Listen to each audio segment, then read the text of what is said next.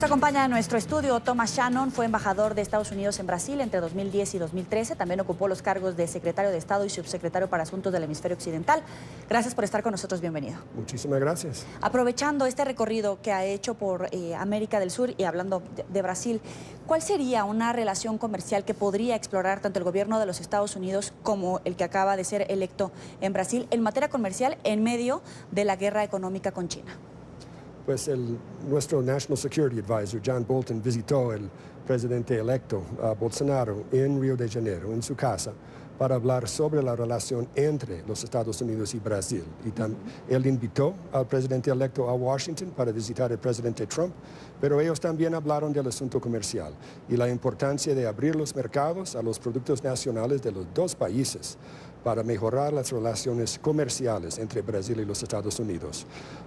Los dos países en diferentes momentos han hablado de un acuerdo de libre comercio, pero de mi punto de vista este sería difícil de lograr en poco tiempo. Entonces hay muy buena posibilidad de acuerdos sectorales, o sea, enfocando en diferentes aspectos de la economía, donde los dos países tienen sectores muy complementarios, donde los dos países pueden ganar.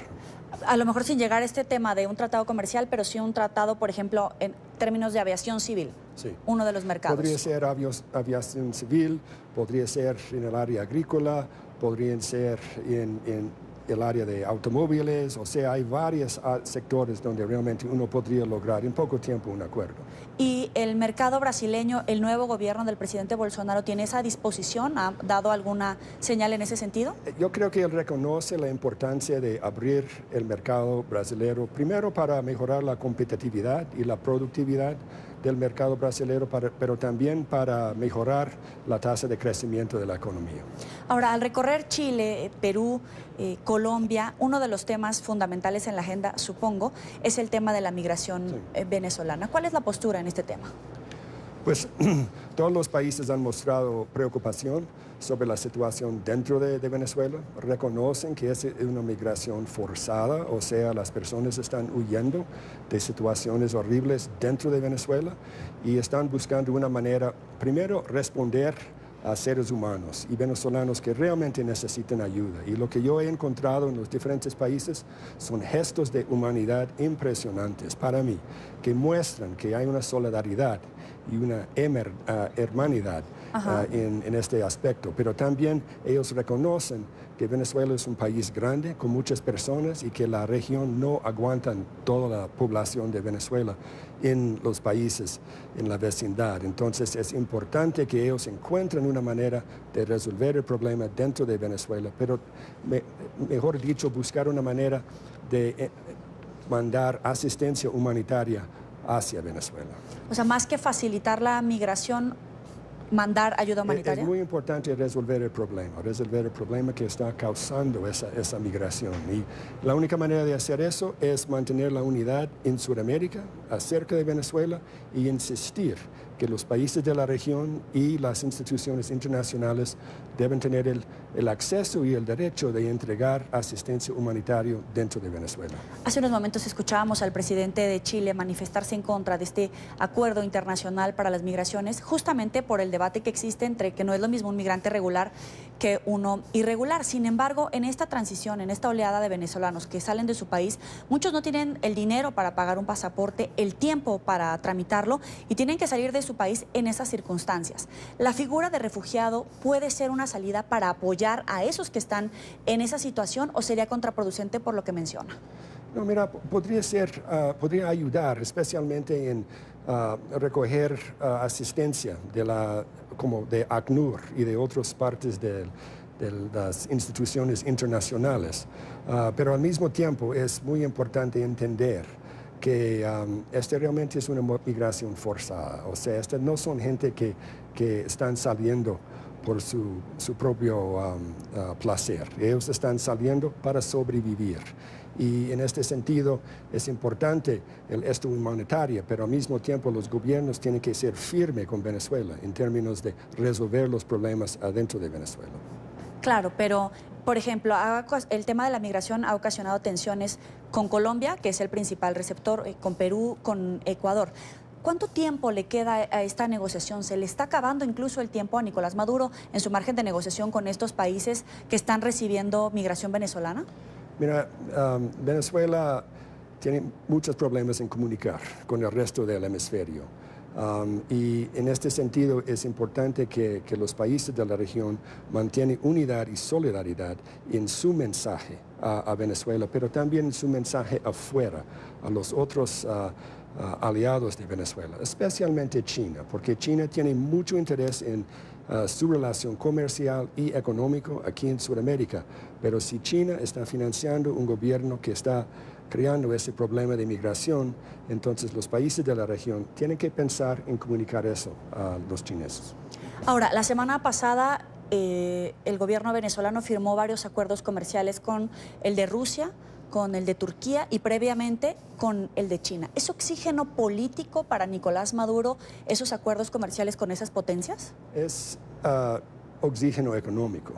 No sé si es oxígeno político, porque solo muestra dramáticamente el aislamiento de Venezuela dentro de Sudamérica. Ahora, es la puerta de entrada a la región. O sea, usted hablaba, por ejemplo, ahorita de la unidad y en términos incluso hasta de geopolítica, es importante esa unidad en Sudamérica, pero es una puerta de entrada para esas potencias, China, Rusia, Turquía, a la región por la puerta de Venezuela. No, no. En este sentido, Venezuela es una calle ciega. No llega a ninguna parte. Pero, por ejemplo, Rusia manifestaba su interés en que los navíos pudieran cruzar por los puntos de navegación de Venezuela, que sus aviones militares pudieran aterrizar en Venezuela. De alguna manera, ¿eso puede representar una alerta para la región en términos de seguridad? Me imagino que sí. Yo no creo que los rusos lo harían. ¿No cree que, perdón? Yo no creo que los rusos lo harían. Pero entonces, ¿cuál sería el interés? Si usted dice que es una calle cerrada para Rusia, para China. El interés de Rusia es vender armas y petróleo. De China también es de petróleo. Y el de Venezuela únicamente que esté entrando dinero y lograr la permanencia en el tiempo. Sí. ¿Y se puede traducir en beneficios para los venezolanos, que les esté entrando ese recurso económico, pero que se pueda traducir en estabilidad para Venezuela, en una permanencia de Nicolás Maduro como presidente? Pues no representa estabilidad, porque si con estabilidad nosotros no estaríamos experimentando millones de venezolanos saliendo del país. Entonces, tal vez ayude al gobierno, pero no ayude al pueblo venezolano. Y ahora, ¿cómo mina esta unidad de la región, de los países de la región, o incluso del respaldo de Estados Unidos a Colombia, a Chile, a Brasil, cuando esas potencias como Rusia y China están tratando justamente de pelearse por ese territorio? Pues es importante asegurar que el diálogo acerca de Venezuela sea más grande que la región, o sea, que incluya el resto del mundo. Ahora, hay muchas propuestas sobre la mesa para terminar con la crisis y pasar a una siguiente etapa. ¿La posibilidad de una intervención militar es la adecuada? Para mí no. Para mí solamente empeoraría el problema. O sea, Venezuela ya es una fuente de inestabilidad. La cuestión no es hacer la inestabilidad peor. El asunto es buscar una manera de crear estabilidad en el país. ¿Sería contraproducente? ¿Podría volverlo incluso víctima? De mi punto de vista, sí. Ahora, ¿cuál es la agenda prevista para mañana con el presidente de Colombia, Iván Duque? Pues primero, estoy fuera del gobierno de los Estados Unidos. No soy vocero de mi gobierno, pero todavía tengo un papel con el diálogo interamericano y otras organizaciones dentro de Washington. Y estoy aquí para subrayar la importancia de la relación entre los Estados Unidos y Colombia, una relación no solamente de socios, pero de parceros, porque estamos trabajando en el mismo terreno y nosotros hemos trabajado con Colombia por muchos años y con mucho éxito, y nosotros tenemos mucho interés en el éxito del presidente, de su gobierno y de Colombia. Ahora, uno de los temas de estabilidad de la agenda, incluso del antiguo gobierno, era el tema de la implementación de los acuerdos de paz. ¿Cuál es su evaluación en este periodo que ha pasado desde la firma del acuerdo de paz hasta este momento que ya ha cambiado incluso la presidencia ahora en cabeza de Iván Duque? Mira, marcha bien, pero es importante entender que ese es un proceso que va a requerir mucho trabajo. O sea, uno no termina una guerra de 5 décadas y tener el paz en la próxima semana. Es un proceso, pero yo veo el gobierno, pero más que nada el pueblo colombiano, con una determinación de llevar a cabo ese proceso de paz, pero también con una mirada para el futuro y no para el pasado. ¿Cuál sería su sugerencia entonces en el proceso que se adelantaba con el ELN y que en este momento pues se han detenido esas negociaciones? Mira, el gobierno y el pueblo han mostrado su interés y sus ganas de un proceso de paz. Es el ELN que ha mostrado falta de ganas y falta de capacidad realmente. Entonces, el pueblo colombiano ha mostrado mucha paciencia en este sentido, pero mi sugerencia es que el ELN busque la manera de entrar en ese proceso y hacerlo en una manera seria. Ahora, en estas negociaciones, en estas charlas, pues también se ha visto sobre la mesa el tema del combate al narcotráfico aquí en Colombia, no solamente la siembra, sino también a tratar de minar estas rutas del narcotráfico de cárteles colombianos y de cárteles mexicanos. Al parecer no han obtenido las autoridades colombianas ni las mexicanas la información que tenían las FARC sobre estas rutas. ¿Hizo falta en ese ajuste? Mira, el asunto del narcotráfico es muy importante, especialmente en la relación entre Colombia y los Estados Unidos. Y el presidente Trump, en sus conversaciones con el presidente Santos, pero también con el presidente Duque, ha indicado la importancia de enfrentar a los carteles y los productores para asegurar que el nivel de la producción empieza a bajar otra vez. Entonces, cualquier cosa que ayude en eso es importante. Incluso ahora con el juicio que se adelanta contra el Chapo Guzmán en Estados Unidos, han comenzado a salir nombres y cargos de funcionarios públicos, sobre todo en México, de Procurador General de la República, de expresidentes. Estos países, Colombia y México, ¿deberían de abrir unas investigaciones con base en las declaraciones que se han hecho en el Tribunal de Nueva York? Yo tengo toda la confianza que ellos van a hacerlo. O sea, lo que está pasando en Nueva York va a ser muy, muy importante para la justicia en México, en Colombia y en otros países. ¿Y qué pasa si no? Porque al parecer es un juicio que se lleva contra el Chapo en los Estados Unidos, pero al final él está dando nombres, procedimientos, quiénes estarían involucrados, fechas. ¿Se tiene que echar en saco roto la palabra de un delincuente, de delincuente a delincuente, o de verdad pueden ser la base de una investigación contra expresidentes? Sí, mira, no estamos hablando solamente de las palabras de Chapo Guzmán, estamos hablando de una investigación hecha por autoridades de los Estados Unidos y esta es la evidencia importante. O sea, no son tanto las palabras de Chapo Guzmán como la investigación llevada por autoridades estadounidenses trabajando con sus socios en Colombia, en México y en otras partes. O sea, yo creo que ya hay un flujo de información importante y yo tengo toda la confianza que las autoridades en estos países van a actuar. Sin embargo, el nuevo presidente Andrés Manuel López Obrador, que usted también conoce su trayectoria política, habla mucho de la amnistía. ¿Estos delitos de expresidentes deberían de ser sujetos de amnistía si se llegan a aprobar? Esta es una decisión soberana y una decisión nacional que tiene que reflejar las condiciones en cada país y las condiciones políticas y las condiciones de justicia. Entonces, realmente yo voy a dejar estos a los países. Claro. Ahora, hablemos de migración también de centroamericanos, de sudamericanos y de mexicanos a Estados Unidos. ¿Cuál es su opinión respecto a la política migratoria del presidente Donald Trump? Pues primero es muy importante afirmar la importancia de fronteras y la importancia de una migración que es legal, o sea, pero al mismo tiempo es importante reconocer que la migración en muchas partes del mundo es producto de las condiciones en los países de origen. Falta de seguridad, falta de oportunidad, problemas económicos y en mi experiencia es muy difícil controlar la migración en las fronteras. Uno tiene que entenderlo como un fenómeno global, pero tratar de enfrentarlo en los países de origen y también en los países de tránsito. Entonces, yo creo que lo que comenzamos durante la administración de Obama con los países Guatemala, El Salvador y Honduras, de la prosperidad, de la Alianza de la Prosperidad, es un paso correcto en este sentido. ¿La separación de familias sirve como mecanismo para frenar la migración? No, no sirve. Y es cruel. Veíamos que a través de estas semanas, cuando avanzaba la caravana de migrantes, el gobierno de Estados Unidos lanzó gases lacrimógenos, al parecer en territorio mexicano. ¿Esa es una política que debía de seguirse? Mira, es importante primero involucrar a los mexicanos, porque México realmente debe ser el país de primera instancia para un pedido de asilo.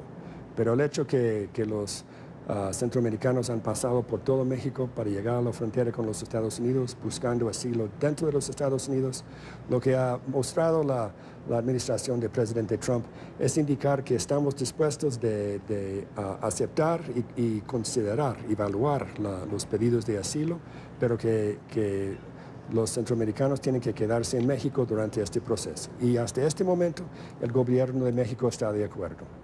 Claro, incluso ha dicho que tiene recursos suficientes para ofrecerles empleo, para ayudarlos a hacer el trámite de la petición de asilo, pero ¿se puede llegar a fracturar la relación entre México y Estados Unidos por esta política que ha decidido encabezar ahora el presidente López Obrador? Pues el trabajo de los diplomáticos es asegurar que eso no pasa. O sea, que hay una manera que los dos países puedan trabajar en este tema, porque afecta a los dos países.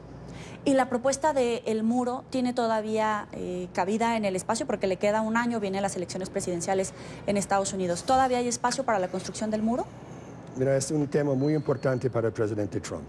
Y yo no subestimaría el presidente Trump en este sentido, pero al mismo tiempo ha encontrado muchos problemas en nuestro Congreso y especialmente en términos del financiamiento del muro. Pero es importante entender que el muro existe en diferentes partes de la frontera. Y siempre hay mucha actividad en la frontera para controlar el flujo de personas en esa área. Ahora, hay muchos reacomodos en el gabinete del presidente Donald Trump. La semana pasada vimos la nueva designación de funcionarios, escuchamos que sale el general Kelly, que hay varias personas que podrían ocupar ese cargo. ¿Cuál es la importancia con miras a las elecciones? Es decir, ¿de acuerdo con eso puede ganar o perder una elección el presidente Trump? Mira, el cambio de gabinete no es,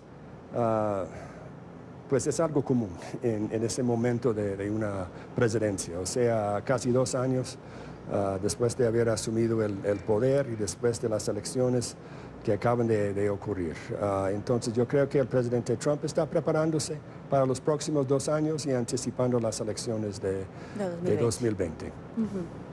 Y le pregunto, con la cantidad de investigaciones que tiene abiertas, la posibilidad, con la política migratoria que al parecer rechazan, pero tampoco es una decisión muy contundente del electorado, ¿el presidente puede reelegirse? Este depende del pueblo norteamericano. Realmente es una cuestión de nuestra democracia y también depende del Partido Demócrata. Entonces sería un error tratar en este momento, hoy, tratar de anticipar lo que va a pasar en 2 años. Para concluir, la gente en Twitter comienza a mandarnos sus preguntas. La gran pregunta es si hay manera de reentablar el diálogo entre la oposición venezolana y Nicolás Maduro. Usted estuvo incluso reunido con el propio presidente. ¿Hay disposición de salir de esa crisis? Yo creo que hay disposición, pero hay poca capacidad o capacidad en este momento en los dos lados. El gobierno, el poder dentro del gobierno está bien fragmentado y en la oposición la misma cosa. Y desafortunadamente el pueblo venezolano está abandonado en ese proceso. Pero yo creo que van a llegar a un punto en que los dos lados entienden que tienen que regresar a algún tipo de negociación y que tienen que anticipar una transición pacífica dirigida por el mismo pueblo venezolano por elecciones. Pero veía la decisión, la disposición del presidente Maduro de, por ejemplo, buscar un camino democrático a través de elecciones, a través incluso de sus propias instituciones, porque ese es el reclamo de la oposición, que no hay independencia de poderes. Mira, disposición no existe hoy, pero es mi esperanza que hay disposición en el futuro. ¿Y cuál es la responsabilidad, en todo caso, también de la oposición venezolana? Porque usted decía, está fragmentada. Mira, la oposición venezolana ha mostrado mucho coraje y valor enfrentando lo que está pasando dentro de Venezuela y quedándose dentro de Venezuela.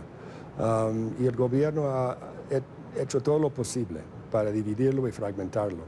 Pero ellos mismos tienen que buscar una manera de reconstruir su relación con el pueblo venezolano para tener la capacidad de presentar una frente unida y tener negociaciones con el gobierno representando al pueblo venezolano. Pero usted observó la calidad humana, la inteligencia, la preparación, incluso la confianza en el Estado venezolano, en el hombre, Nicolás Maduro, para de verdad que haya alternancia, que haya un país sin derramamiento de sangre. Mira, nadie entregue el poder fácilmente. Y por eso Venezuela necesita no solamente presión dentro de Venezuela, pero presión afuera, para construir un proceso electoral donde el pueblo venezolano pueda mostrar sus deseos y sus intenciones. Y en este sentido, yo creo que todos los venezolanos, incluyendo la oposición y el gobierno, reconocen que eventualmente va a tener algún tipo de acto electoral para permitir una salida de esa crisis sin tanta sangre. ¿Cuál es el papel de las Fuerzas Armadas? Mira, es una excelente pregunta y las Fuerzas Armadas históricamente han sido una institución dedicada a la Constitución. Hoy en día sería dudoso decir eso. Las instituciones de las Fuerzas Armadas son una parte importante del gobierno del presidente Maduro y ellos realmente tienen que pensar bien en su papel dentro de la democracia venezolana. ¿Pero lo están sosteniendo con alfileres? Disculpe. ¿Lo están sosteniendo el gobierno de Nicolás Maduro con alfileres? Mira, el gobierno de Nicolás Maduro está mantenido por las instituciones de la seguridad, las Fuerzas Armadas son parte de eso, pero también por su propio manejo de chavismo y un base de apoyantes o personas dentro de Venezuela que todavía apoyan a Nicolás Maduro. Pero el 20 de enero comienza otra etapa de gobierno. Entonces, ¿cómo salir de ese impasse que existe? Pues esto es lo que vamos a tener que ver y el Grupo de Lima va a reunirse poco después para decidir cuáles serían los próximos pasos. Y basado en eso, me imagino que la OEA también va a decidir cuáles serían los próximos pasos acerca de Venezuela. Pero, como le dije, realmente la solución queda en manos del pueblo venezolano, pero con la ayuda de la comunidad internacional. Bueno, le agradezco el tiempo para la tarde de Muchísimas NTN 24. Vamos a seguir en contacto con usted, sobre todo después de la reunión con el presidente de Colombia, Iván Duque. Muchas gracias. Muy amable, gracias.